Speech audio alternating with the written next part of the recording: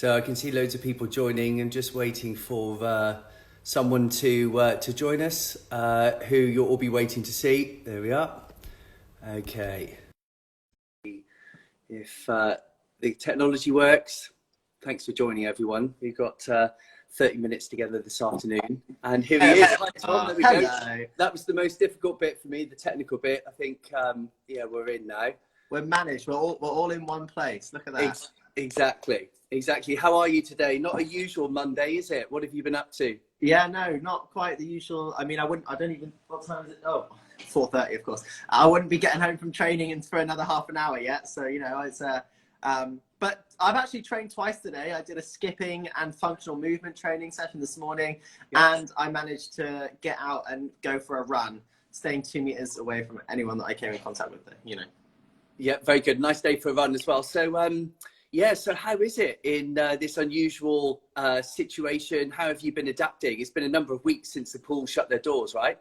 Yeah, I mean, the pool closed, I don't even know how many weeks ago now. It must have been, I was away from the pool because my son wasn't very well, but what didn't end up being coronavirus, but because he had some symptoms, like the rules are to isolate myself. So I've been away from the pool for about 5-6 weeks now. So I've had to adapt massively to, I mean, as all the other divers and all the other athletes around the world have had to adapt to what you can do in the training session.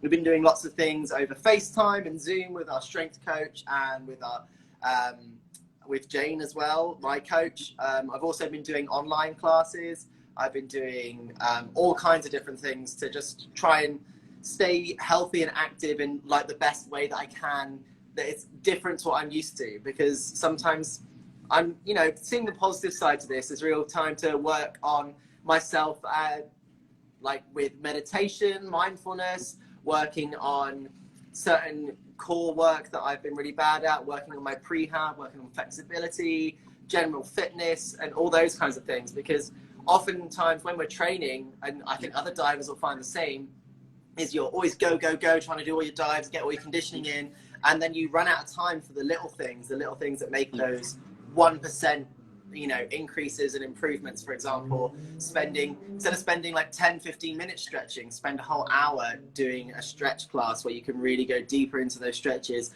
I know you've been doing yoga classes for some of the divers as well. Yeah, so but where do you start with all that then, Tom? Because what you've just reeled off there so brilliantly sounds like, I bet you can't wait to get back to training, because you sound more busy now than you would have been at training. I know that isn't strictly true, but when you're designing a new routine, where do you start? Because I don't know whether you experienced this. When everything changed for me, it was like someone went into my schedule and just cancelled everything. And I was rocked for a good few days. I didn't know where to start. So where did you start? Because you could do stretching, meditation, you could do skipping classes. There's so much to choose from. How did you design your daily routine? Because I know that you're really focused on doing the right things at the right time. So tell me about that. Yeah, I mean, there was lots of things that went into it, really. First and foremost, I'm a dad, so I have to make sure that Robbie's okay, and I fit in my workouts around his nap times. And luckily, my mum is here with us in lockdown as well, so that helps me to be able to do a workout in the morning as well. But the routine basically is we're up every morning at 7 o'clock with Robbie. That's when he gets up. You know, we have our breakfast all together, and then Lance goes downstairs to the office to work. I play with Robbie for an hour. My mum probably comes up at about 9:30 once she's had enough rest for herself. And then what are you saying, Tom? Yeah, no, you know, she just likes to sleep. Then when she comes up, my mum actually does her workout. So she's been working out every morning. So she does her fitness class. And then once she's showered and dressed, I'll do my hour of either stretching or doing a fitness class, whatever it might be. And then Robbie has, like, you know, his snack and his lunch at 12. He goes down for a nap. And then I spend more time doing some kind of, that's when I try to do my mindfulness stuff, when I know he's asleep and it's time for me to actually, I used to do it before Robbie was born. I used to do it before we were, like, as soon as I woke up, but now I don't really have that luxury. So when he's having his nap, I do my bit of mindfulness. And after mindfulness, I actually have been knitting. So knitting is a second form of mindfulness for me, actually. It's kind of quite therapeutic. and then I'll fit in, depending on how much longer he's going to sleep for, because normally only sleeps for like an hour and 15 maximum. So if I have any time left after that, I'll do some extra stretching or prehab.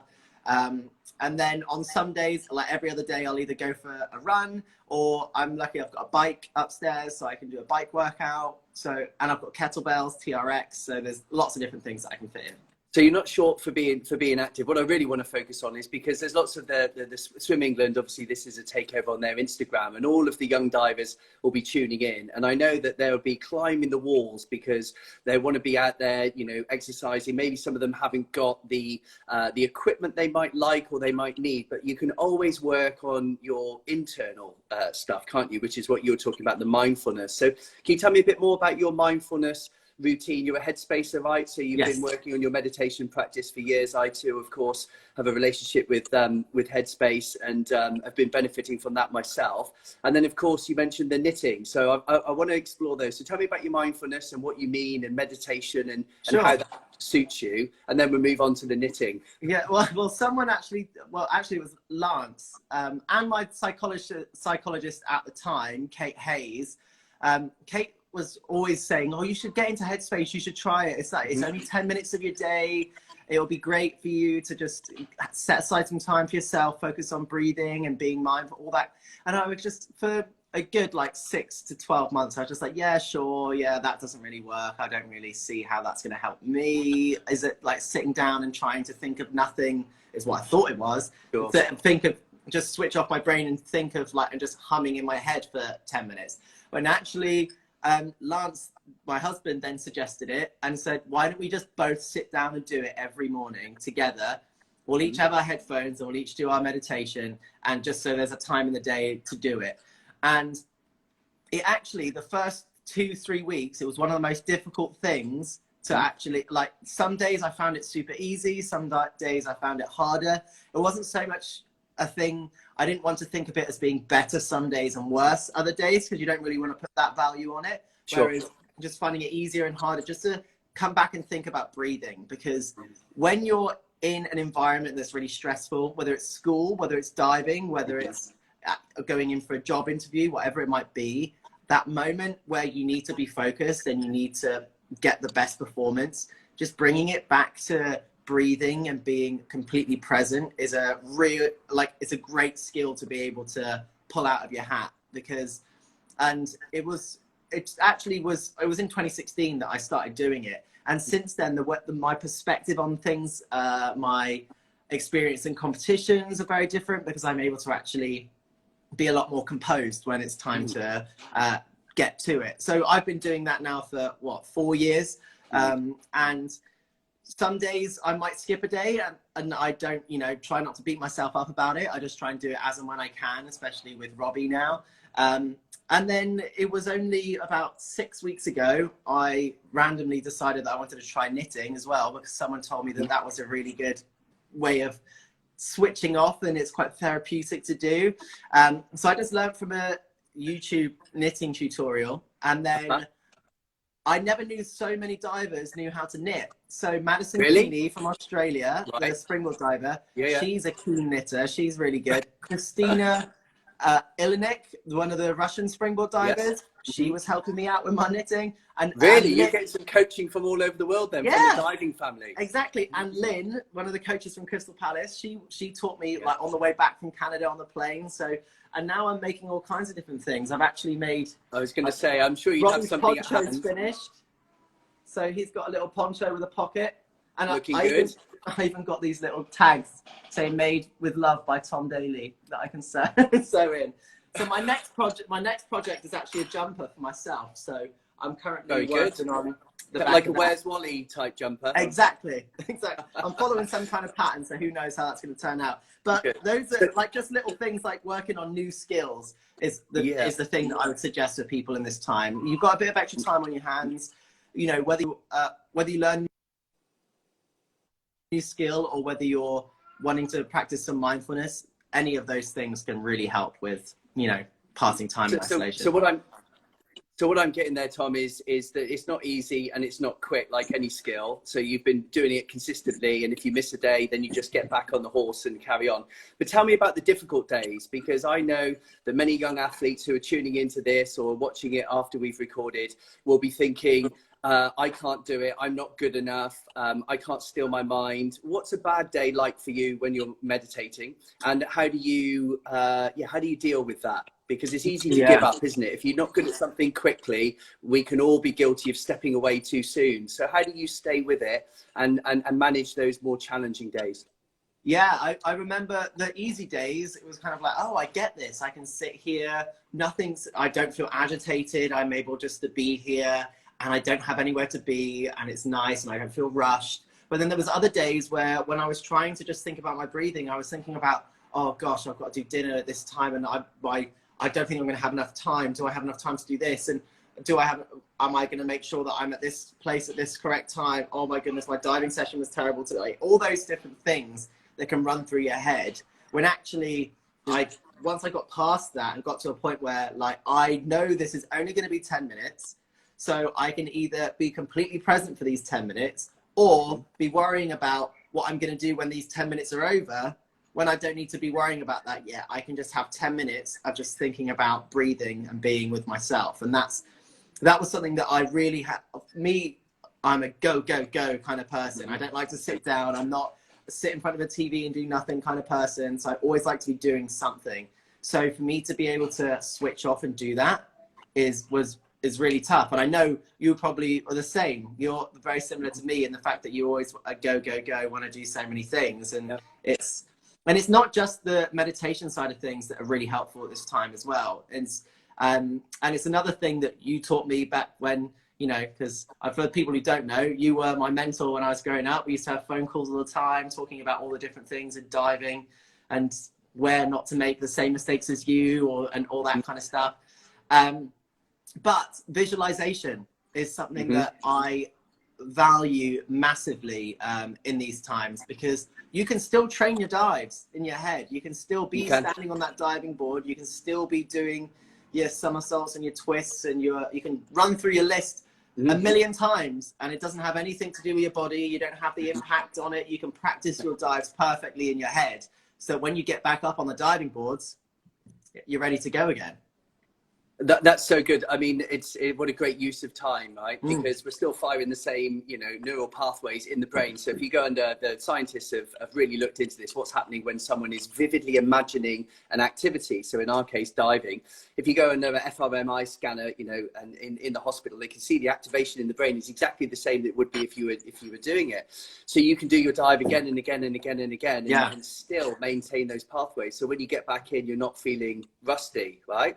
Yeah. How often are you doing? Yeah. How often are you doing that at the moment, then, Tom? And which pool are you doing it in? Are you at home pool, or are you traveling around the world? I mean, you know, are you on Mars? I don't know. Yeah, I'm at home pool in London when I do my visualization. If I knew what the pool, or if I dived in the pool in Japan, I would probably use that. But for right now, I'm just using the pool in London, and it's really interesting actually, because I've had to use visualization for training on multiple occasions. Last year, going into the World Championships, where Matty and I had to qualify a spot for the Olympic Games in synchro by winning a medal, and individual for me by coming top 12. Which you did both, well done. Managed both. But I was actually out of the pool for 10 days, up until 2 days before the competition, because I was stupid on my second day in Korea for our training camp, and I gave myself a concussion when I was diving because I missed my hands 3 times in a row. So I was off diving for 10 days, and I had to, the only training I could do was visualization. I wasn't allowed to get my heart rate up. I wasn't allowed to do all the spinning around because I had a concussion, and I just had to wait for my symptoms to go away. And standing on the end of the diving board, or not quite on the end, a little bit back, and closing my eyes and doing the dives in my head was the only way that I could train. And the similar thing this year, I broke my hand in January, and I wasn't able to dive for 8 weeks. And I managed to get my dives up on 10 meter 2 days before the competition in Canada, and managed to compete my list. So being able to compete under it, your brain is far more powerful than you think. Yeah, I agree. I remember sharing the story with you. So way back in the day, my first Commonwealth Games, exactly the same thing happened to me, but I severely injured my lower back. I stood at the back of the diving board and I did my dives again and again and again and again. I didn't get in for the 10 days leading up. And I also had a great competition. And that really, for me, was the biggest buy-in to the power of imagery and visualization, and how important that is in any endeavor. So we're talking about diving, but, you know, if anyone is working towards anything of any magnitude, the use of visualization is massively important, right? Because you can prepare the unconscious mind ahead of time. So you manage your emotions in the moment. Speaking of emotions, I wanted to ask you, how did you feel, or how do you feel now? Two different questions about Tokyo being postponed until next year, because you won't mind me saying now that you're an older athlete, aren't you? You're getting on a bit, aren't you? It's so funny for me to say that to you, because it was, I mean, but you are the oldest on the team now, the most experienced. This will be your 4th Olympic Games, and now you've got to wait an extra year. So what's happening? It's funny because now that it's going to be in 2021, my thought automatically kind of went to, oh, well, if I compete in 2021, there's only 3 more years to train for the next Olympics. That was going to be my question. I was like, why am I even thinking about this? But no, to be honest, it was one of those things that, you know, of course it was the right decision and it was going to happen. We knew it was going to be postponed at some point. There was a part of me that, because of my experience, was like, imagine if they could do it pretty soon, like right as soon as lockdown is lifted, and only let people have, say, like 2 weeks of training. And I feel like that would have been a big benefit for me. But in the same sense, I didn't have a great build up this year with injuries and all that kind of stuff. So to be able to have another shot at an Olympic cycle, and kind of some of the learnings that we had from this year, just to be able to take that into next year. The difficulty is that we don't know when we're going to be able to get back to the pool. We don't know when we can get back to normal training. And so we're trying to stay on a normal schedule, what we would do in a season. So right now we'd be training and competing and doing lots of things. And then we would have August off and then come back in September. But we don't know if we're going to be able to come back in September, or we don't know if we're going to be able to come back in August. So it's all these different things that we have to really, really think about of a schedule. And right now you just got to take each day as it comes and do what you can. Is that how you deal with uncertainty then, Tom? Because that's a huge challenge for all of us right now, whether you were preparing for the Olympic Games or whether we're thinking about, you know, so many people, their livelihoods have been affected. When are things going to come back? There's all the pubs, restaurants, yoga centers, everything is shut. It's like, oh, you know, the businesses are hanging on. Some of them haven't been able to. And this level of uncertainty is unprecedented. So you've said take each day as it comes, but surely there's more to it than that. How are you managing that uncertainty? And when that monkey mind that you talk so eloquently about, the one that goes, what about this? What about that? What about this? You should be doing that. How do you then engage with that, with the uncertainty? Yeah, I think the main, well, for me, I try to see the positive in everything. Like I would currently be in Japan for the World Cup, and I would have already been in Russia for a World Series, and I'd be traveling to Hungary for the European Championships and training camps in Turkey. And I would have been away from my son for so long. Whereas now I get to spend all of this time with my son that I never would have if I was training full time, and I never would have if I was traveling everywhere. So for me, it's a really special time for me to be able to, you know, my son is going to be 2 in June. So like that, this period is so exciting, how much they're learning and how much he's engaging. So, you know, for me, that's a massive positive. And also Robbie would be 3 during the Olympics next year. So hopefully that means he might have some memories that he actually has growing. I don't know if he might remember anything at 3 years old, but you know, he'll be older and he might be a little bit easier for Lance to look after in the stands. Yeah. Very good. And I think that's the key, isn't it, Tom? It's almost looking at, you know, and what you've done brilliantly there is go, well, what can't I change? Well, I can't change the fact that the pandemic is where it is and everything has changed. And the Olympic Games have been postponed. But what I can change is my relationship to that, and also what I'm focusing on right now. So taking the moment as it is, that present moment, and finding that excitement in it. And so, yeah, what's it like? I know it's different now, but what's it like trying to balance being a father, training, traveling? Because that was difficult enough before you're a father, right? Yeah. So how are you balancing that? That's a funny word, balance, but how are you managing it all? Because there's a lot of moving parts, right? Yeah, it's I mean, it is challenging. I mean, lack of sleep was the hardest part with managing to train, because and I used to think, oh my goodness, I'm so tired all the time when I was training before Robbie, and then it kind of went to this next level of like, oh my goodness, I was only at some point, so I was only getting 5-6 hours sleep per night, and I was like, oh my gosh, I'm used to 8 or 9 hours. Am I going to be able to, you know, manage? But, you know, obviously, as parents will know that, you know, babies go through good periods of sleep and bad periods of sleep. But my husband has been amazing about getting up in the night on days where I've got optionals the next day. And Lance works from home, so he's able to watch Robbie while I go to training. And when he turned 1, he started nursery. So he started going to nursery for a few days a week. And so then Lance was able to then start getting more work done at home. And then my mum has been great, and she comes up on the weekends she just loves being here to see Robbie, to be honest. She's like, move out the way, Tom, I just want to see Robbie. But, you know, it's really brought our family together, and, you know, it takes a lot of people to raise a child. So me, my mum, Lance, my brothers, you know, even my best friend Sophie and her boyfriend Liam, they're around all the time just to hang out and help out. So it's been really great, actually. It's funny how a little human being can really change the way that everyone interacts with your friends and your family. Yeah, and talking about balance, so rewinding the clock slightly now, because all of the Swim England divers who are on, one of the questions that came through was, how did Tom balance his education and his diving? And I know that's a huge challenge because exams often clash with competitions, etc. So looking to the normal world that we know with the diving seasons, competitions and such like, what were your reflections on that time? How did you manage it? And I guess at the same time, any top tips for those who are tuning in, who are in the position of balancing education and training full time, or as often as they can? Yeah, I mean, don't get me wrong. School and diving is tough. It's difficult. It's important that you do both. But I remember at the time that I was doing it, it was all about having a routine and time management. And you do have to make a lot of sacrifices, and you have to sacrifice some time that you would have got to spend on video games, on going out with your friends and all those kinds of things. I'm lucky I've never been a video game kind of person anyway, but it's my schedule when I was at school, when I was in Plymouth, I would get up, go to school, do 2 lessons, then I would go and train for 2.5 hours, then I would go back to school, do 3 lessons, lunch and then 3 lessons, and then I would go back to the pool, do 2 more hours, or 2.5 more hours.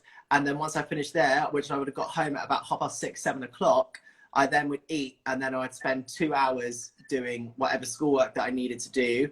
And then by 10 o'clock, I'd be in bed, and then I'd get up and do the same thing the next day. And it just became that routine, and it was really difficult during the week. And what I would try and do is catch up on as much schoolwork as possible, as like on the weekends when I had a bit more time, that I wasn't at school, I wasn't at the pool all the time. So being able to just try and, for me, I always wanted to try and stay one step ahead. If I had extra time, rather than being like, oh, I've finished everything, I'm going to just ease off. Actually, because I knew if I had competitions coming up, I would much rather have that ease off of schoolwork around then. So I would try and just keep going. And it can be really difficult. And there might be times where you just need a break, and that is okay. But just to do the best that you can to make the most of every day. You do need to rest, yes, but at the same time, it just make sure that you spend your time wisely, is what I would say. You've only got to do it for a small amount of time in your life, and there will be a time where you finish school and you just dive and you think, oh my goodness, what it was like to be at school. I can't even remember. I mean, it's 8 years ago for me. 8 years? 9 years? A long time ago since I was last at school. So yeah, I think I need to go back with my math. Yeah. So yeah. So tell me about the rest, and the rest is so important, Tom. So you've described your routine at the moment, and it's full on. You're a father. You've got a million and one things to pay attention to. You're working on your fitness, your mindset, your mindfulness. You've got all these different things. You're cooking, you're eating, you're doing everything, balancing connections, relationships. But how important is rest? And I'm not talking about sleep. I'm talking about time. For you to rest. And what is that for you? Do you watch a lot of TV, do Netflix, or is it playing with Robbie? What's the deal?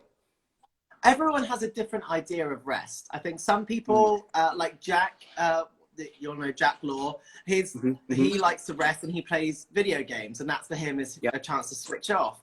For me, recently I've started knitting, but most of the time I love cooking. Cooking is like a thing for me where I'm able to like switch off and enjoy the process of it all. But on the weekends, like I said earlier on, I'm not really a sit down and do nothing kind of rester. I'm just like, I will sit down and keep my feet up to a certain extent, but sometimes I'll be quite, like, I like to go for a walk or go and explore a museum or do something that kind of is so different to diving without being too strenuous. Because most of the things that I enjoy doing are quite, active, either going out for walks or hikes or doing that kind of stuff. We're actually going to meet my friends for coffee or going for a brunch or having people over for dinner, just having a chance to, like, for me, that's kind of how I like to rest. If it's on a weekend, it's mainly playing with Robbie. We'll go to a park or not anymore, but we did go to parks and stuff like that.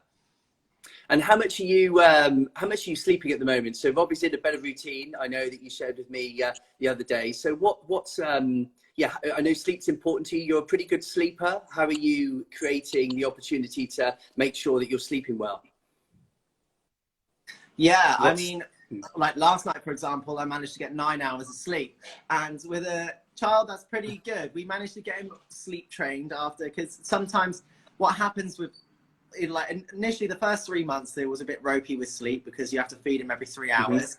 But then after that, you kind of get into a sleep pattern, and then it's like, okay, he's doing okay. And then all of a sudden, if he gets poorly for whatever reason, then the sleep routine is completely messed up.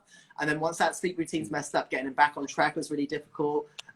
But now, like, we've got him, I feel like, in a really good sleep routine, and he's now asleep from 7 and wakes up at 7. So he's a dream at the minute, but, touch wood and everything, that it stays like that. Yeah. Managing to get a lot of sleep, which is good. Yeah. So let's bring it back to diving now, because there's a couple of questions here that I want to ask. So when it comes to best diving memories so far, and I want to challenge you, rather than kind of going to the go-to highlight moments, I'd like you to share something that we wouldn't expect you to share. So when you think back to your diving memories, what stands out? What's something that maybe is slightly unusual or not would be something that one of us who knows you wouldn't guess? Like, what are the memories that stand out? The best moment, or just any memories? Any moment. Memories. So these are the best memories. I mean, so it's easy sometimes to pick the best moment because that's when you get it right. So World Champs 2017, 2009, maybe those are your highlights. But best memories, like what comes up? I've got to say, best memories. I'm just walking over to my charger because I saw it flash up that my battery is dying. Well done. But for me, best memories always revolve around.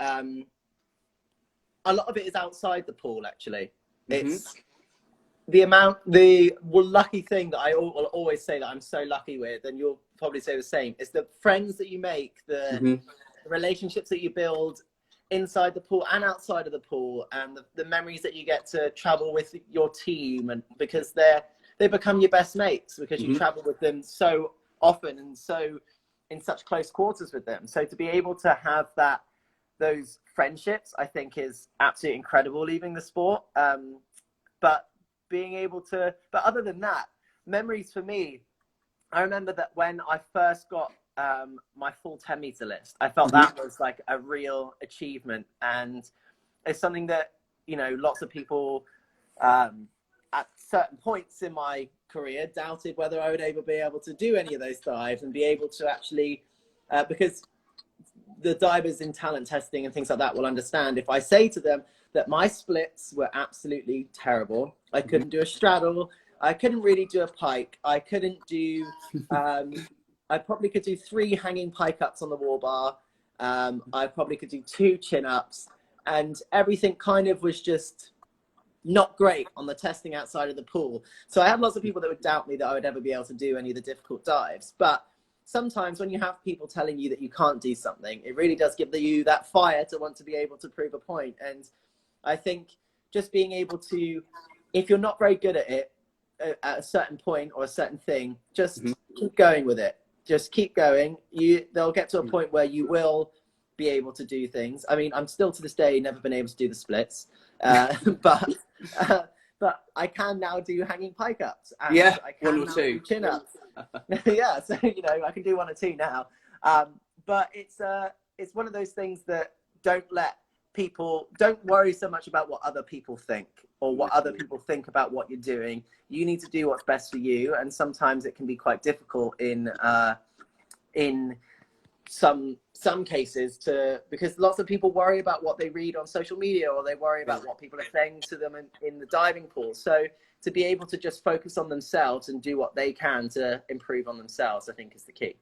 Yeah, great words of wisdom there, Tom. So how do you deal with the doubters? I mean, I know the answer to this because I've known you since you were 10, and it's when someone says, well, you're not good enough to do that, your response isn't verbally, it's just through your behaviors. I saw it recently at the World Champs in 2017. I was lucky enough to be on the commentary and watched you again stand on the top of the world, and that was a little bit of a I'll show you, stop celebrating early Chinese moment, wasn't it, which was a joy to watch you step up. So how do you deal with the doubters, and what would you share with the audience now who've tuned in to listen to us chat and dealing with doubters?